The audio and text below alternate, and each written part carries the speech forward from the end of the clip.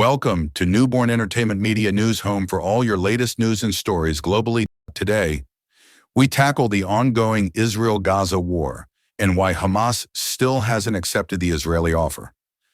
Hamas has refused to give up. Despite its vast losses in Gaza, Hamas believes it can hold out for a deal that ensures its survival. Israel has killed thousands of Hamas's fighters, taken out most of its senior military command, and destroyed much of its arsenal and underground tunnel network. The country's relentless military campaign has killed tens of thousands of Palestinians, cities have been reduced to rubble, and people have struggled daily to find enough food, water, and electricity. And yet Hamas has refused to surrender. The group wants to secure its future in Gaza, but its unwillingness to give up to Israel and disarm is also rooted in its ideology.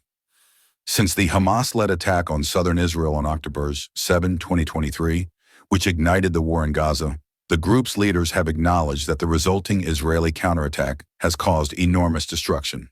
But they have said it is a price Palestinians must pay for their ultimate freedom. In interviews, some Hamas leaders have said that the group's calculation was less about defeating Israel on the battlefield and more about drawing the government into an intractable conflict, one that isolates it diplomatically and undermines its international support. Eventually, they say, Israel will be compelled to realize that its policies toward Palestinians are not sustainable. Surrender, as Israel and America are calling for it, is not in Hamas's dictionary, said Khaled al-Harub, a professor at Northwestern University in Qatar, who has written books about the group. Izz al-Din al-Haddad, the leader of Hamas's military wing, said recently that if he cannot get what he described as an honorable deal to end the war with Israel, then the conflict would become a war of liberation or the group would face martyrdom, according to a senior Middle Eastern intelligence official familiar with Mr. al-Haddad's thinking. What Hamas considers to be an honorable deal is an agreement that could lead to the end of the war and enable the group to continue wielding power in Gaza. Hamas has previously agreed to temporary ceasefires with Israel, in part to provide relief to people in Gaza, but it has firmly rejected ending the war on terms set by Israel, which has demanded the group disarm and send its leaders into exile, and has shown a willingness to tolerate the ongoing suffering of civilians in pursuit of the deal that it wants. There are no suggestions that Hamas's position is shifting. This week, it released a statement reiterating that it was ready to accept a deal that would see the release of all remaining hostages held in Gaza in exchange for a number of Palestinian prisoners, an end to the war, and a withdrawal of Israeli forces.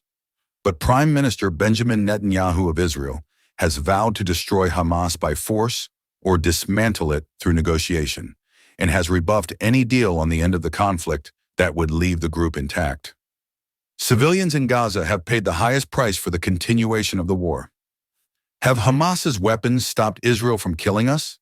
Said Abdullah Shahab, 32, who has been staying at his sister's home in Gaza City since he was forced to leave his hometown Jabalia at the end of May. Have they stopped Israel from invading our cities? The only thing Hamas's weapons have done is given Israel a justification to continue the massacres. Civilians in Gaza have paid the highest price for the continuation of the nearly two-year war. During the October attack, some 1,200 people were killed, and about 250 others were abducted, according to Israeli authorities. While Hamas has celebrated the attack, more than 60,000 people in Gaza have been killed in the ensuing war, said the local health ministry, which does not distinguish between civilians and combatants. The seemingly irreconcilable positions of Hamas and Israel on how to end the war suggest that the fighting will continue until one side is forced to compromise. And Hamas believes that Israel will eventually come to terms with an agreement that does not require the group to give in, Palestinian political analysts say. They know that the continuation of the war is very costly. They're hopeful that they'll get a deal they can live with if they remain patient and steadfast, said Ismat Mansour, a Palestinian analyst who spent years in Israeli prisons with several top Hamas leaders. They see the internal and external pressure on Israel to end the war, and they know that Israel can't free the captives without them, he added. So they're saying to themselves, why should we surrender when we can get something better? Still, Mr. Mansour said, Hamas may conclude that to maintain some power it needs to make difficult concessions, like suspending military recruitment and training and putting its weapons in storage, potentially overseen by a third party. Ibrahim Madhoun, a Palestinian analyst close to Hamas, said the group needed an exit from the war. The problem is Israel has closed all the exits, he said. Palestinian prisoners were released as part of a hostage exchange between Hamas and Israel. Hamas, at least publicly, has refused to entertain discussions about abandoning its weapons or sending its commanders into exile. Hussam Badran, a senior Hamas official, framed the group's refusal to surrender as safeguarding Palestinians. Another Hamas official, Taher al-Nunu, recently suggested that the war could ultimately turn in Hamas's favor, a result that appears unlikely given Israel's military advantage. Asked on Russia Today's Arabic language channel whether carrying out the 2023 attack had been the right decision, he said nobody could judge the results of the war while it was still ongoing.